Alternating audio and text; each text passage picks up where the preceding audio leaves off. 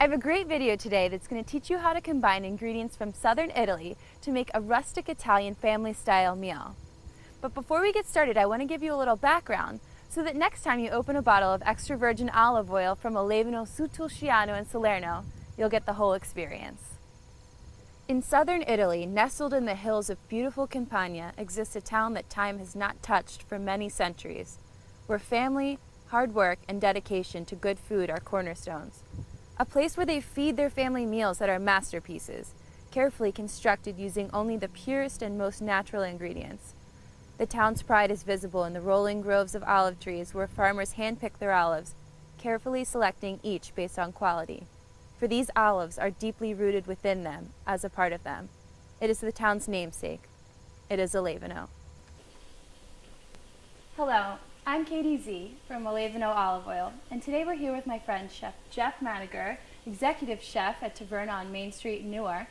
He's been cooking with Olevano for many years now, and today he's going to show us how to prepare a few summer dishes.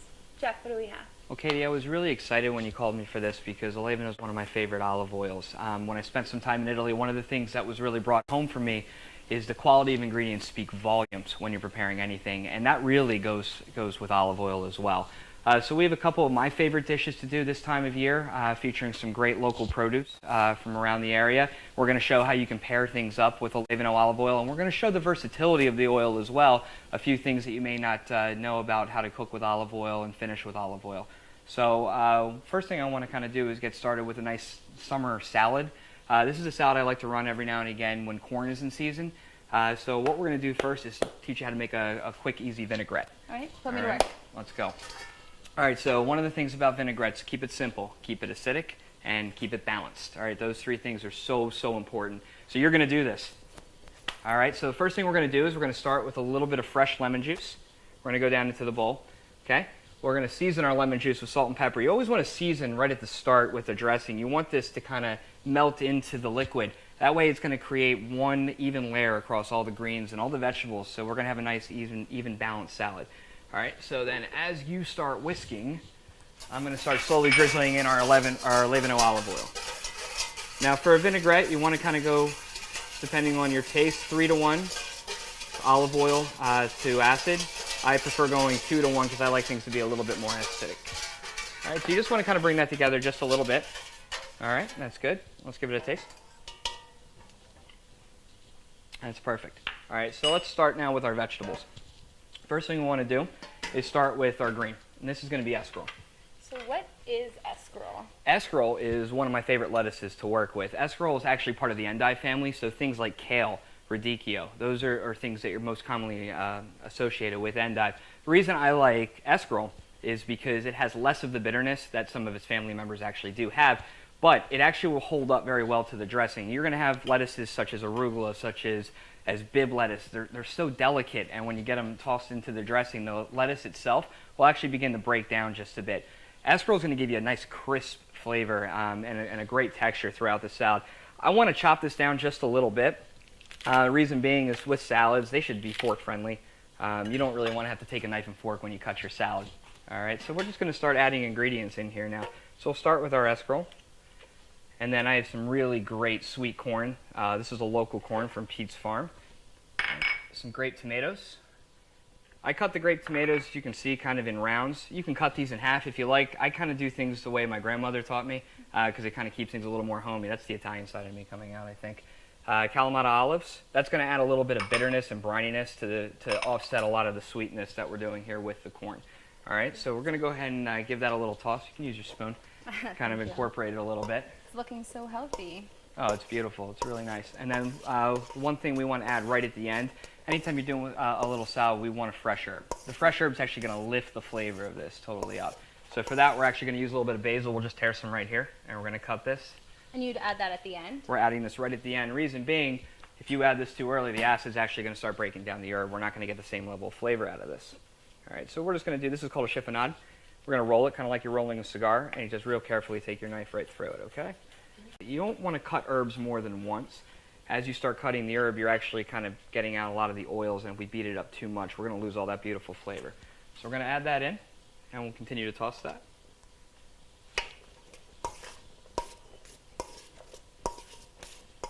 Perfect.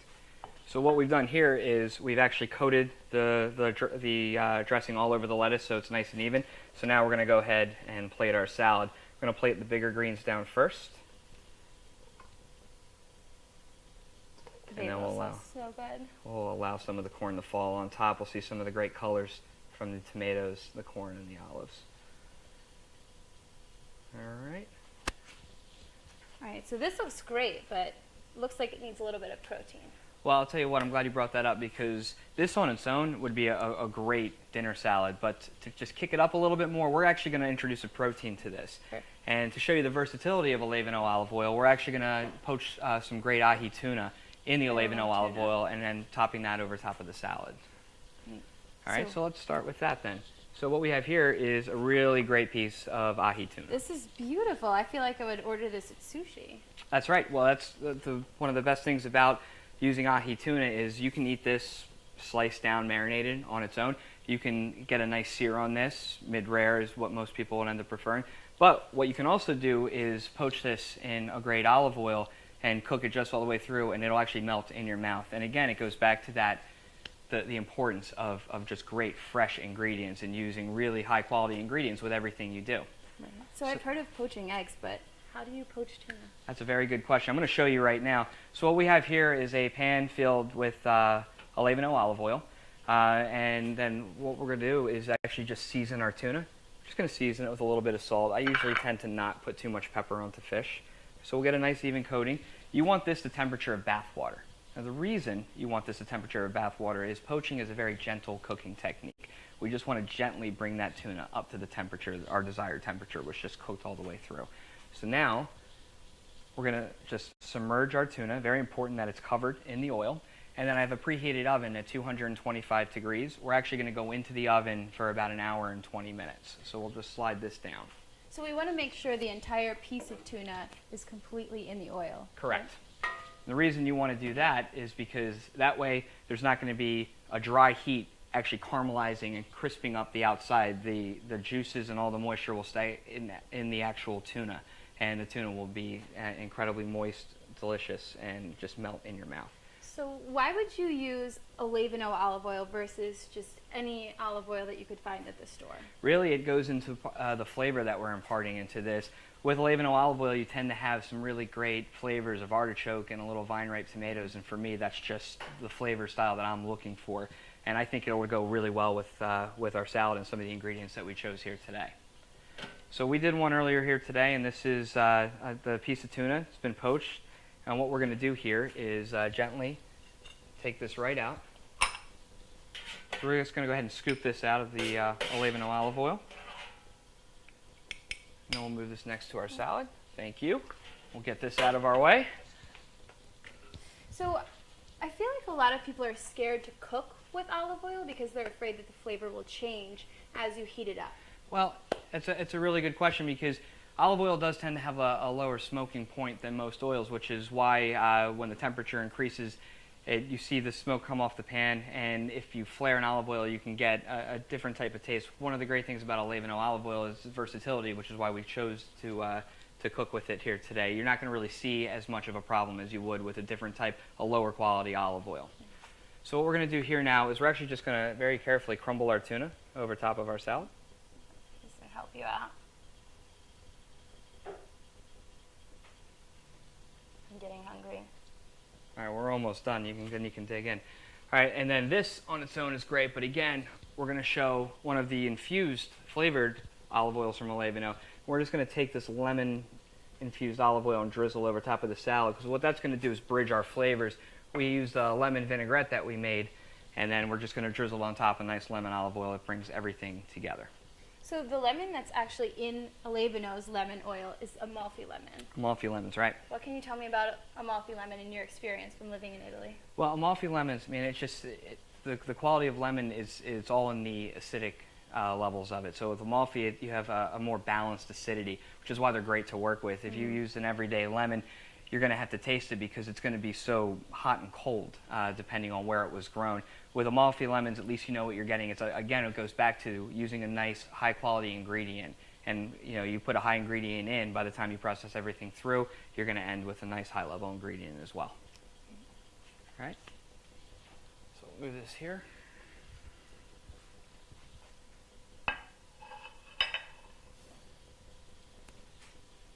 And then let's cook pasta. All right, Katie, let's cook some pasta. What's an Italian meal without pasta? This is right. So we're going to start making one of my favorite pastas. This is actually a dish that my grandmother taught me. It's the first pasta she ever taught me. So it does hold a little special place in my heart. This is a rigatoni with sausage. And so I'm going to show you a couple different ways to do this. So you want to use your favorite sausage for this. We actually make ours in the restaurant. We prefer to do it a little of a sweet variety using fennel seed. That's the flavor really I like going for. But Martin's makes a great Italian sausage, both in spicy and in the sweet fennel. So pick your favorite sausage. This is actually in the casing. For our purposes, we're going to use a ground sausage. I'm going to show you a very easy way to get this out of the casing, okay? Right. So the first thing we're going to do is we're just going to very carefully cut the casing, and we're going to open it up. So all you're going to have to do here, I'll get my hands dirty for this one, don't worry. So we're actually going to peel that casing right off. And then from there, you can go ahead and just break it up into your nice small pieces to brown that off. So we're just going to put this on the pan with a little bit of olive oil, and What- you have ground sausage. Exactly. What you want to do is you're actually going to brown this off ahead of time, which I've already done. The reason being is when sausage cooks, there's a lot of fat in the sausage that we're going to drain off there to make sure that our pasta isn't greasy. It's very light, very, very flavorful. All right, so we'll move this out of our way. So when you cook your sausage, how do you do it to drain off the excess fat? Well, what you want to do is you want to start on a warm pan and allow that fat to slowly come out. If it cooks a little too quickly, you're going to end up having a very dry product. All right, so now we're going to turn this guy on. We're going to start heating up our saute pan. So I'm going on about a medium-high heat, and we're going to allow that to warm up. First things first, we're going to go ahead and coat our pan with a little Olevano olive oil. And we're going to allow this to kind of warm up just a touch. So just enough to coat the pan. Exactly. You're talking about maybe 1 to 2 tablespoons, depending on your preference. The flavor of this olive oil we're actually going to put in towards the end. And we're going to actually show you how we layer ingredients throughout Italian cooking. All right, so now we have a little bit of sliced garlic. This is 1 to 2 cloves. We'll kind of get this in there. And we're going to allow this to slowly start to bronze. This is flavoring the oil. So this is taking it and infusing the olive oil that we have in our pan with a little nice roasted garlic flavor. And that's really the foundation for what this dish is. If we skip this part, we're not getting the same type of flavor out of the sauce just by dumping everything in. So you see it's starting to sizzle now. We'll just kind of keep it moving. So you can infuse Olevano olive oil yourself to come up with any type of flavor that you could ever think of. Oh, exactly. You just got to be very careful with it. Again, it's really versatile and it gives you a little bit of that leeway with that smoking point. So you just want to kind of do things over low heat, do it slow, because if you end up burning the product that you're trying to infuse it, you're going to get a bitter result out of that. So now we're slowly starting to bronze. We're going to go ahead and introduce our ground sausage. And we're just going to go ahead, move that around, and you see how quickly the olive oil just kind of soaks up.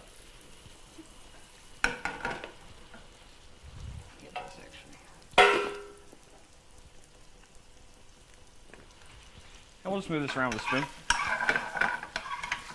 And we want this to warm through a little bit. We want some more of that fat to get out. Again, this is flavoring our sauce. At this point, we're going to season. A little bit of salt, a little bit of pepper. You like spicy food? I love spicy food. All right, good. We're putting chili flake in it too. All right, so again, just kind of work that in. All right, and now we're going to introduce our tomato product. And for this, I use San Marzano tomatoes. What are San Marzano tomatoes? San Marzano tomatoes is a tomato usually you find right outside of Naples. And in my mind, it's the best tomato to use because of the acidity in it. It has a very, very low acidic content. And I'm going to show you a little secret here. A little pasta water. Interesting. By adding pasta water, we actually add a little bit of starch, and it really helps bind our sauce. So now you can tell that it's really covering the sausage. Exactly. So we're going to go ahead and lower the heat because I want this tomato to cook out a little bit and get flavored. And then I'm going to start our pasta. So for this, we're using rigatoni. Barilla makes a great rigatoni that I personally use at home. But use your favorite style of pasta for this. Read the box for instructions on cooking times. I like to go for a nice al dente, so I usually go a minute beforehand of what they tell me to. So that's 7 to 8 minutes normally for this. So that's going to go into the pasta water. Always season your pasta water. This was seasoned with a little bit of salt. You have one chance to really flavor your actual noodle, and that's when it goes in that dry spot. It's going to actually absorb some of the salt in that water, and that way you're going to have a nice seasoned pasta all the way through. So just a pinch of salt into the pasta water before you add the pasta? About 2 tablespoons for every gallon is what is a good general rule to have. All right, so this sauce is getting nice. See how it's starting to reduce? It's starting to come together. What's happening is some of the water is actually cooking out of the tomato, and also the starchiness of the pasta water also helps with that. So now we're just about ready. I'm going to grab some butter.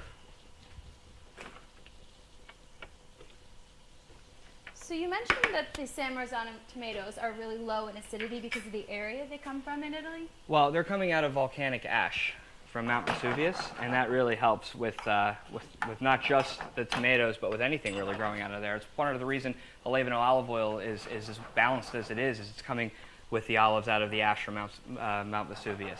So that's what gives Olevano its smooth, buttery flavor. Well, there's a lot that goes into it. I mean, it's even the picking of the oil is important. When they pick it in early fall, just before the darkness of the olive penetrates to the actual meat of the olive, because the farther that goes into the olive, the more bitter the olive is going to be. So everything is done for a reason, which is why I'm so passionate about Italian food and Italian olive oils in general.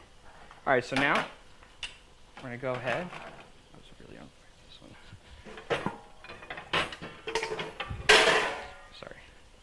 All right, so we're going to scoop our pasta out of our pasta water. And we'll slide this closer so as not to make too much of a mess. It's okay if you make a mess in your own house. And you see how I'm not letting the pasta actually drain all the way. I'm actually introducing a little more pasta water to this. Because again, I want this to kind of cook on the stove just a touch and allow our sauce to come together. All right. All right, so now we'll increase our heat. How brave are you feeling today? Pretty brave. All right, so I'm going to show you a real easy thing. All right, this will impress your friends. All right, so this is tossing pasta, okay? I know it looks hard. It's not. It's real easy. Just don't be afraid to make a mess. See how it's moving around? Mm-hmm. You're going to push it forward and then pull it back towards you, okay? So just push it forward, pull it back towards you. All right, go. Just make it look easy. Give it a run. I'm making a mess already. No, that's perfect. That's all part of cooking. You want to make a mess. That's where the love comes into it.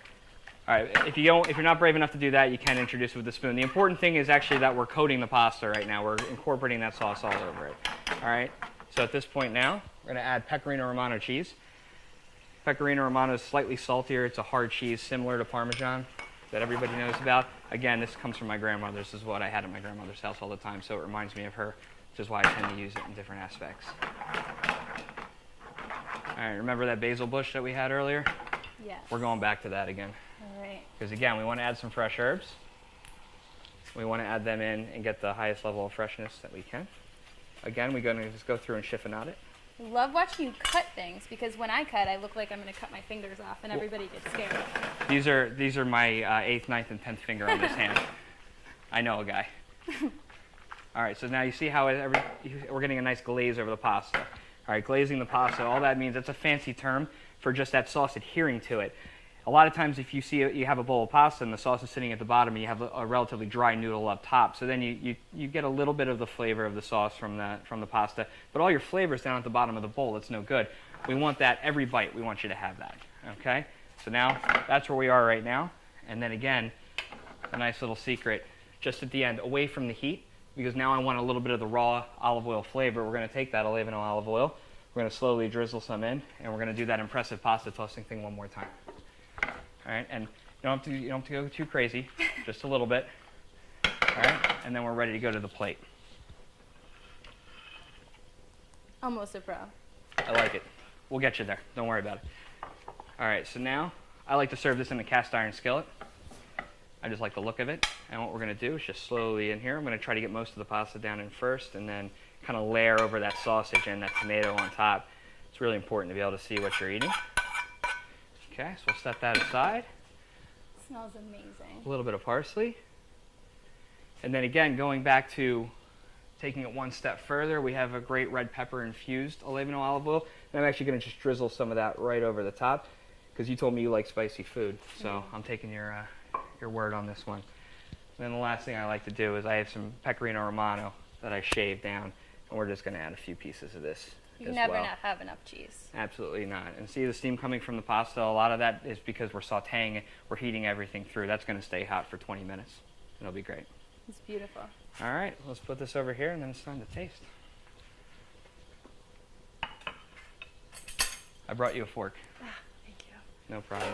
You brought yourself one. I thought this was all mine. Well, I gotta have some benefits, right?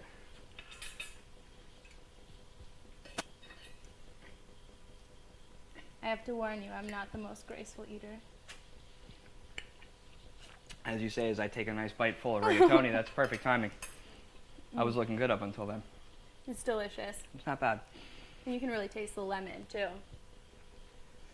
All right, you can't live on salad alone, so why don't you just dive into the pasta? A nice cheesy piece.